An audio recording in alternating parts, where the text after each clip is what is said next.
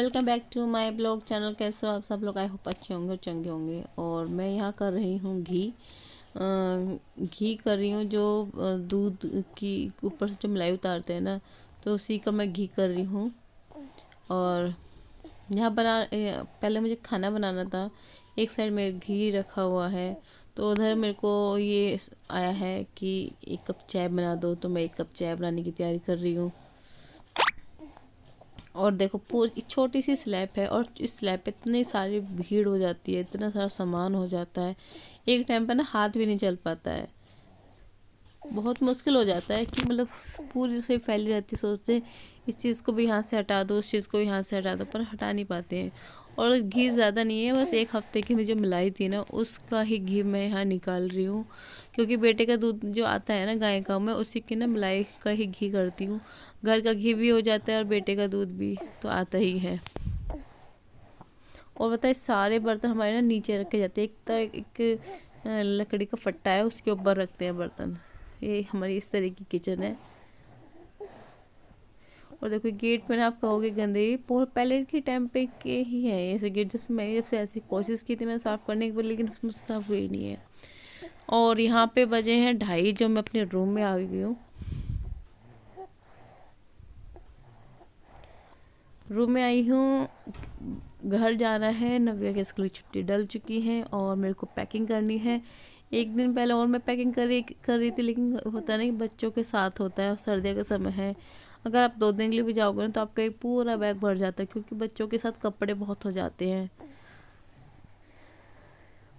तो इधर आया है मेरा बेटा, ये भी पैकिंग नहीं करने देगा। पहले तो मैंने सोचा था कि एक ट्रॉली बैग में ना हम तीनों के कपड़े आ जाएंगे, लेकिन जब मैंने कपड़े रखने स्टार्ट किए ना, तो भी कपड़े ही नहीं आए। फिर मेरे को मुश्किल लगा है कैसे रखूँ कपड़े। देखो ये मैंने ऐसे इस तरह से यहाँ पे ना ब्लैंकेट को ना एक तरफ रख दिया था। अभी तो मैंने रफली फोल्ड करके रख दिया है, क्योंकि 2:30 बज जाता है यहाँ पे, और 3:30 बजे फिर चाय बनाने का टाइम हो जाता है। सिर्फ जो 1 ही घंटा है मेरे पास, जो मैं यहाँ पे अभी काम पैकिंग कर सकती हूँ। और इधर मुझे याद आ गई थी कि मैंने सुबह से अपनी दवाई नहीं ली है, तो मैं अब यहाँ पे दवाई ले रही हूँ। और रात ना मेरे बेटे की तबीयत ख़राब हो गई थी। पूरे 1 बजे बज रहा था सुबह के, और रात भर के 1 बजे से लेके और सुबह सुबह तक मैं इसको लेके बैठी रही। ये सोया नहीं, और इस बीच में मैं भी नहीं सो पाई। आँखों में बहुत तेज़ दर्द भी हो रहा है, और आज मावस भी है। मावस का खाना भी बनाना था। एक टाइम तो मैं भूल ही गई थी कि आज मावस है। दोनों बच्चे खेल रहे हैं, बस मैं अपने बेटे के ना पहले ना पजामे देख लेती हूँ कि कितनी पजामियाँ हैं। सारी पजामियाँ रखनी पड़ेगी, क्योंकि सर्दी है। सर्दी में बच्चों को ना सुसु बहुत जल्दी जल्दी आता है। और बच्चे डायपर में कब तक रहे, डायपर में बच्चे परेशान भी हो जाते हैं। और इधर बताए मेरी बेटी क्या कर रही है। मैंने उसे बोलता कि बेटा हेल्प कर दो, तो हेल्प कर रही है। जो मैंने मुझे डाल दिया वही बैग में ऐसे ही रख रही है। और मैंने ना गेट बंद कर दिया। गेट बंद करके ना और ये पर्दे लगा दिए, क्योंकि बहुत ठंडी हवा आ रही थी, बहुत ज़्यादा ठंड थी। आज ठंडा ऐसी थी कि सुन पड़ रही थी। ये जो बास्केट में घर से आई थी ना, तो इसमें कपड़े जो घर से छूचक में कपड़े आए थे, वो कपड़े इसमें रखे हैं। जो स्वेटर जर्सी भी आई थी, वो भी सब इसमें रखी हैं। तो इसमें से मैं निकाल रही हूँ। मेरे को मैं देख लेती हूँ, जो उसके फिट के होंगे ना, वो निकालूंगी। छोटे बच्चों के क्या होते हैं, या तो बड़े साइज के कपड़े होते हैं, या फिर इससे छोटे होंगे। जो फिक्स कपड़े होते हैं ना, वो तो आपको, मुझे ऐसा लगता है, बहुत ही कम मिलेंगे।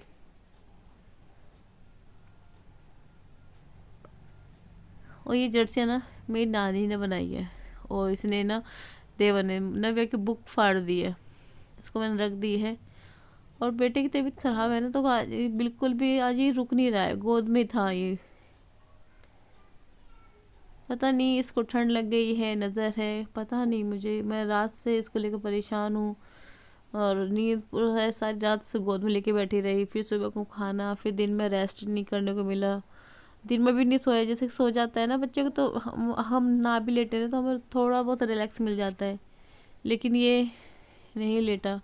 और इस बीच में मैं खा रही हूँ यहाँ पे छुआरे।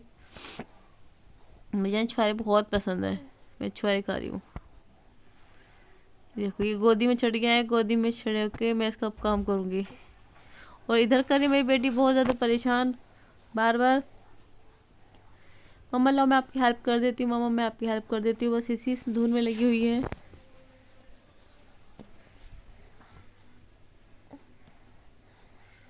सारे कपड़े इसने बैग में ऐसे बिना उसके ऐसे फोल्ड में रख दिए हैं। मैं उससे बोल मैं कह रही मैं कि बेटा वो लेके आ रही इसको भैया को वहाँ बिठा दूंगी, भैया को सॉक्स से दे, सॉक्स पहना दूंगी। ये सॉक्स अपने आप निकाल देता है ये, देखो इसको सॉक्स पहनाऊंगी, बैठ नहीं रहा, गोद में ही था ये आज।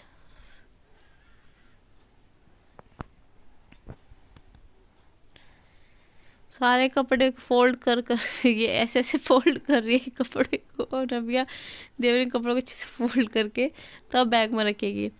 बड़ी बेटी हो जाए ना तो कहते हैं कि पहल का बेटा हो जाए, लेकिन मेरा मानना है कि बड़ी बेटी हो ना तो बहुत आपकी बहुत ज़्यादा हेल्प हो जाती है, छोटे भाई बहन को बहुत अच्छे से केयर करती है। देखो तबीयत सही नहीं है मेरे बच्चे की, कैसे लेटा हुआ है। और इधर मैं भी सॉक्स पहनने लगी हूँ क्योंकि ठंड लगी आई मेरे को भी। चाहे ना बंद कमरे में आप कितने भी रह लो, आप पूरा रूम कवर कर लो, लेकिन जो ठंड होती है ना, सुन पड़ रही थी आज तो, हाथ पैर चीस रहे थे, तो मैं अब इसे कपड़े लगा रही थी अपने आप। मैं लगा लेती हूँ। एक बैग में तो मैंने बेटे के लगाए, एक दूसरे बैग में मैंने बेटे के लगाए, और अटैच वाले बैग में मेरे को इतना समझ में नहीं आ रहा कि इतने सारे कपड़े कैसे लेके जाऊंगी। हस्बैंड कह रहे थे रहने के लिए जा रही है या परमानेंट फिक्स वहीं पर रहेगी। मैंने कहा नहीं, बस 10-15 दिन के लिए जा रही, जब तक छुट्टी पड़ेंगे। उसके इतने कपड़े इतने बैग हो गए हैं तेरे, तो आप पे फिर कैसे आएगी। पहले तो मैंने इसकी सारी जो पजामे है ना सारी फोल्ड करके वो रखी थी, काउंट करके कितनी रखी है। और ये खेल रहा था तो इसके साथ बात करते करते मैं भी काम करती रही। अगर बच्चा खेलते रहे ना तो काम हो जाता है, लेकिन जब बच्चा बार बार आकर गोदी में चढ़े या तो वो जब ज़्यादा परेशानी होती है, क्योंकि वो गोदी में से उतरता नहीं, तो पैकिंग कैसे करे।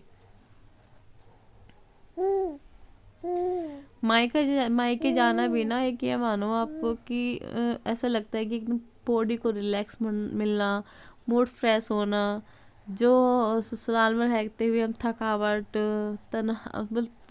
बोलते ना कि मेरे पे इस वक्त ना वो शब्द नहीं आ पा रहे हैं जो मैं बता सकूं।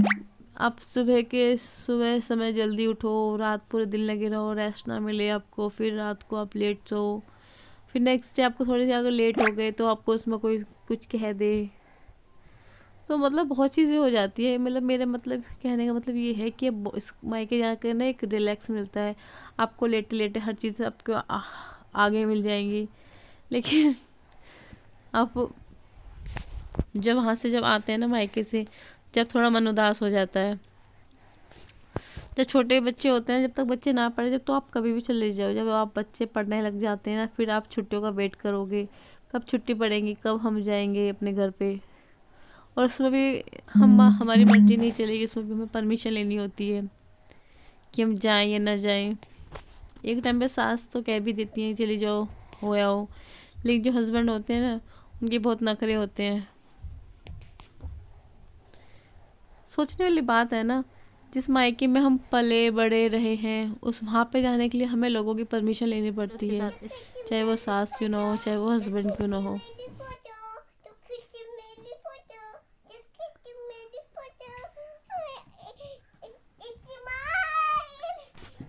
और इधर आ चुकी हूँ मैं, रात का समय है, किचन में खाना बना रही हूँ, रोटियाँ बना रही हूँ, क्योंकि बेटों को बड़ी मुश्किल से सुलाया है, उसको परेशान था। तो इधर मैं रोटी बना के ऐसे ना रख देती हूँ, कोई आएगा 9:30 बजे, कोई 10 बजे, तो बच्चे के साथ मेरा ऐसा सफ़र नहीं हो पाता, मैं ना बना कर रख देती हूँ रोटियाँ।